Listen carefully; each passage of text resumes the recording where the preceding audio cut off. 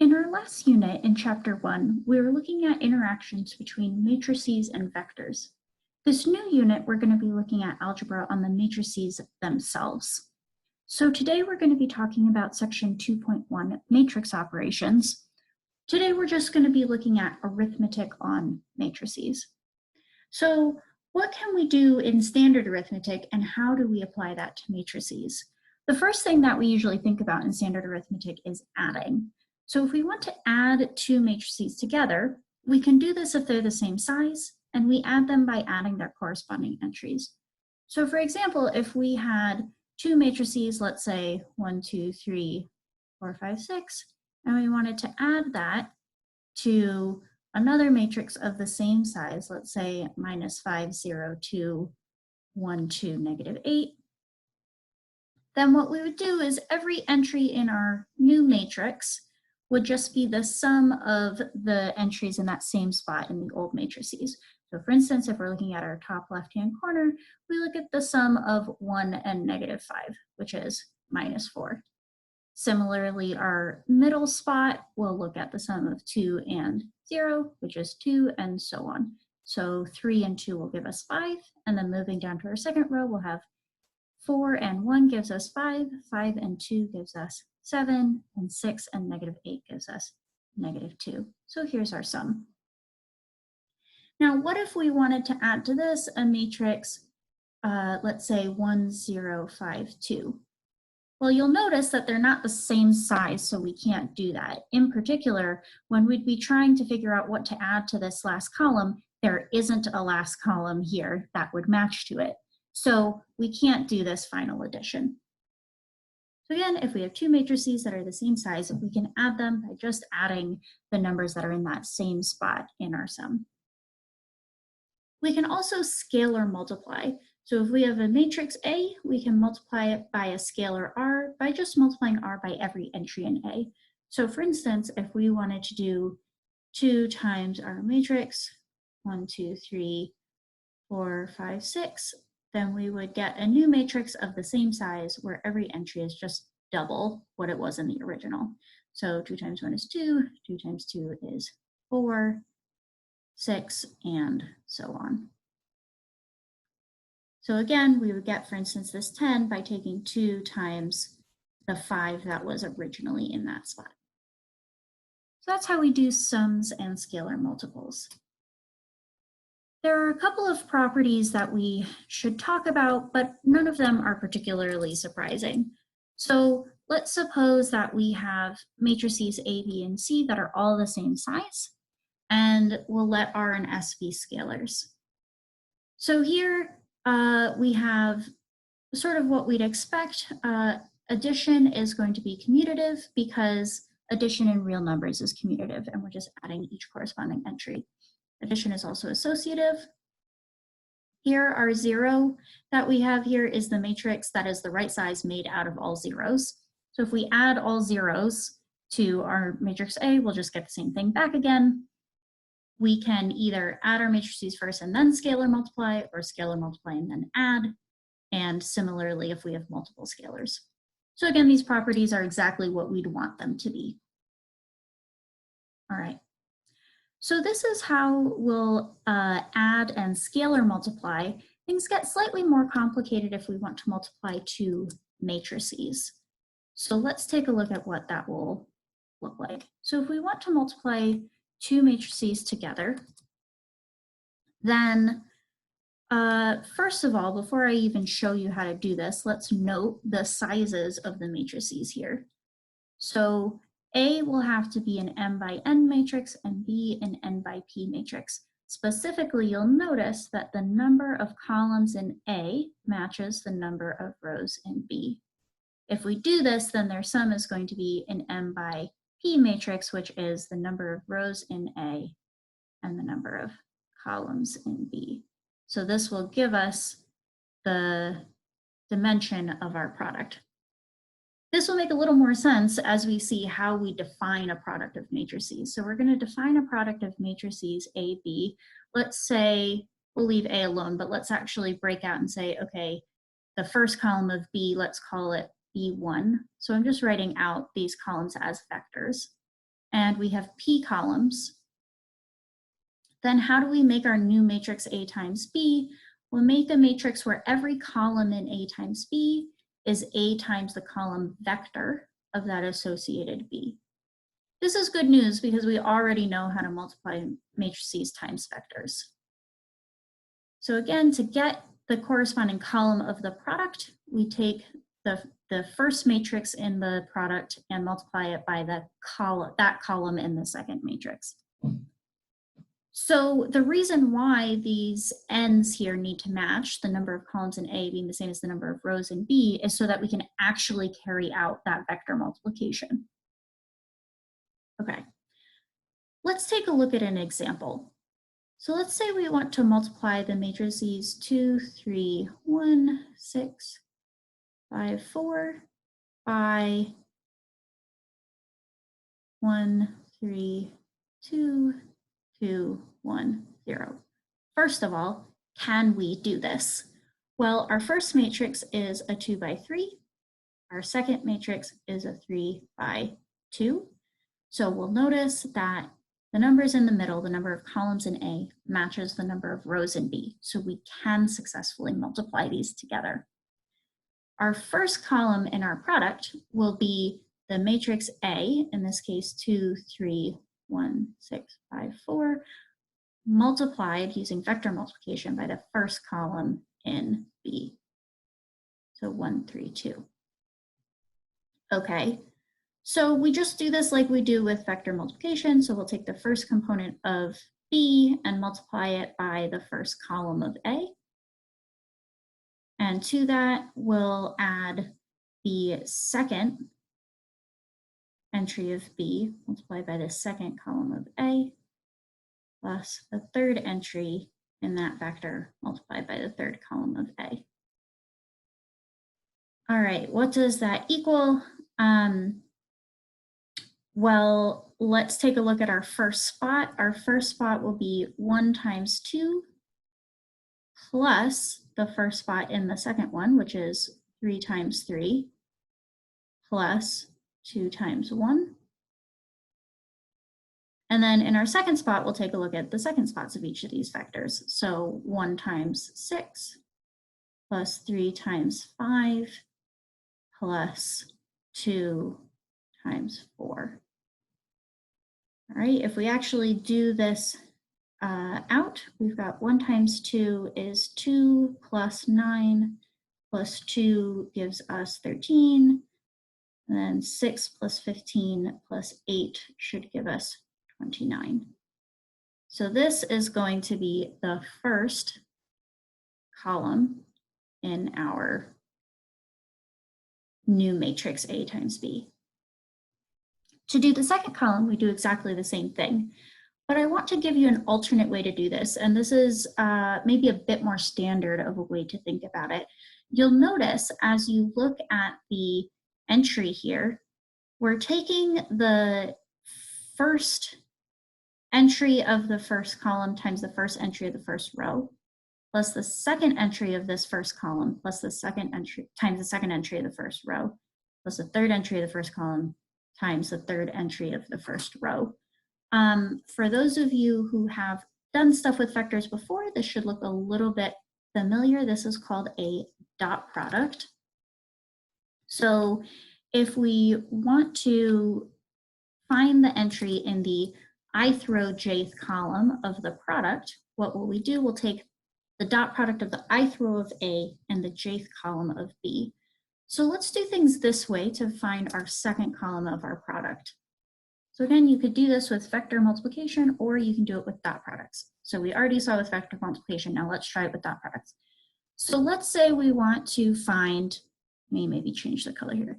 Let's say we want to find this entry in the first row, second column.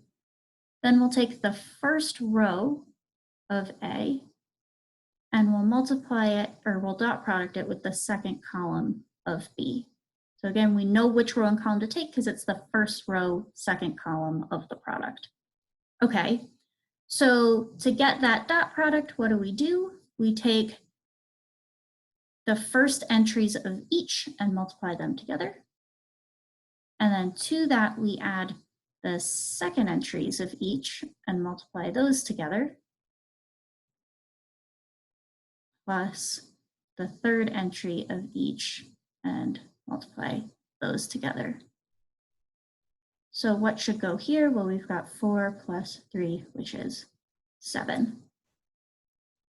If we want to get the second row, second column, we'll take the dot product of the second row and again the second column. And we just do the same thing again. So we'll take the first entry of each, so in this case 6 and 2, and we'll multiply those, and we'll add to that the second entry of each, so in this case 5 and 1, and we'll add to that the third entry of each, so in this case 4 and 0. So this gives us 12 plus 5, which is 17. So here's two different ways to do matrix multiplication. One, if you really like vector multiplication, you can do it this way. So you find each column of your product by doing the original matrix times that column vector in the second matrix. And if you prefer dot products, to find the ith row jth column of the product, you do the dot product of the ith row of the first one times the jth column of the second. That's another reason why the number of entries or the number of columns in A has to match the number of rows in B, or else you wouldn't be able to do that dot product. All right. We'll do lots of more practice in class with multiplying matrices. But for now, let's talk about some products of matrices, or of matrix multiplication. So let's suppose that we're looking at some matrices that are the appropriate size for this to make sense. Let's see what we can do. So if we're checking out our properties here, let's say A is an m by n matrix and B and C are matrices that are the right size, and R is going to be a scalar.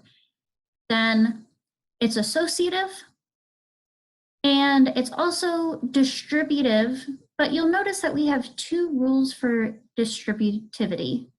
Why is that? Well, something that it's not, let's maybe call these warnings, something that is true of regular number multiplication, but not necessarily true of matrix multiplication is this is not commutative. So the order in which we multiply these really, really matters. Right? AB does not necessarily equal BA. And actually this becomes pretty clear if you think about the sizes, right? If we have A as an m by n matrix and B as an n by p matrix, then A times B will work, but B times A won't even work because P and M aren't the same number necessarily. So AB does not equal BA. Matrix multiplication is not commutative. So that's why we have 2 and 3 here. We're just saying it's distributive on the right and distributive on the left. Scalar multiples, you can either matrix multiply then scalar multiply, or scalar multiply then matrix multiply, as long as, again, the relative orders of A and B stay the same. And the last thing is if you multiply by the identity matrix, you get the same thing back again. This was supposed to be an I sub m. This is the identity matrix that in this case is an m by n. That's what that sub m means.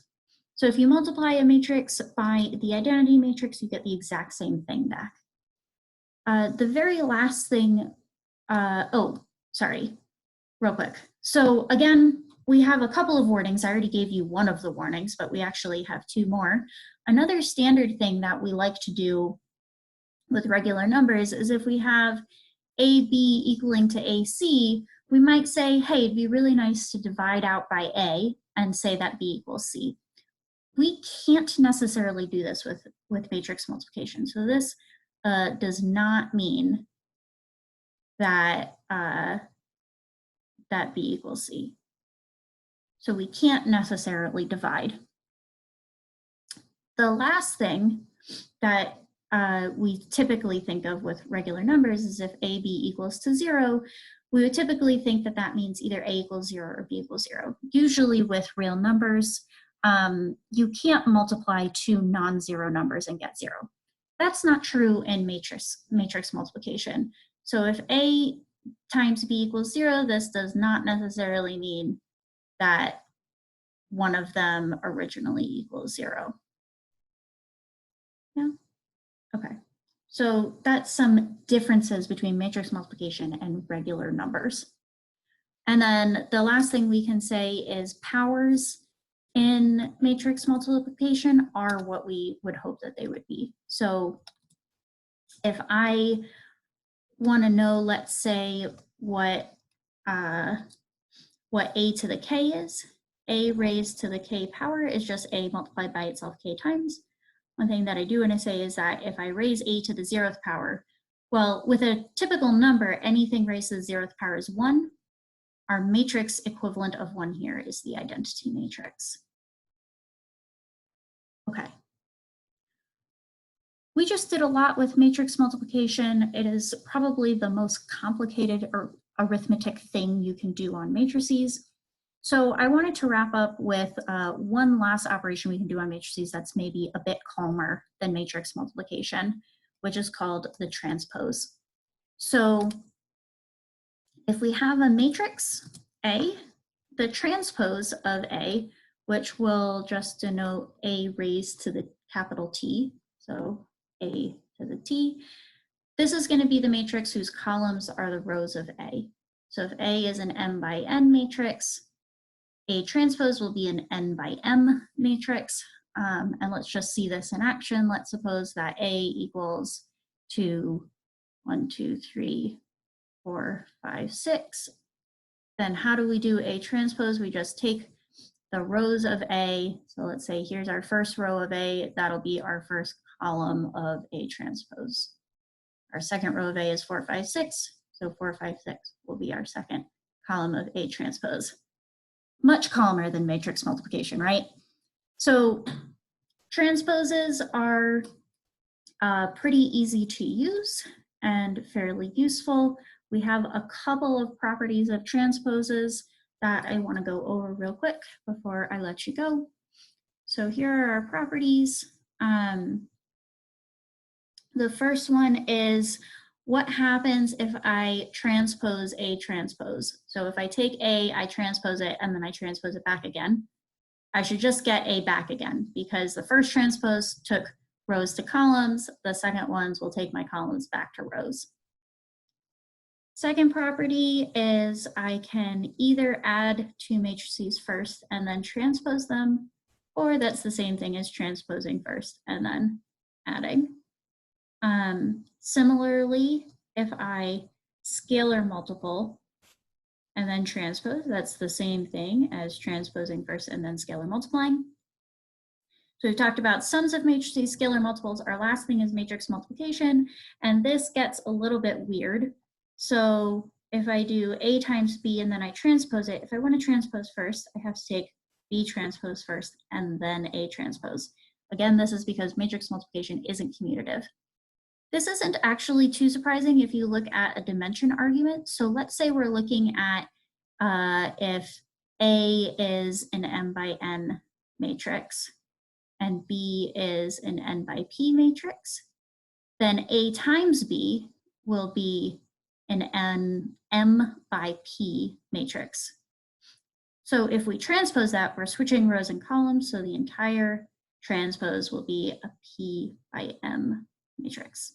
Okay, let's look at the flip side.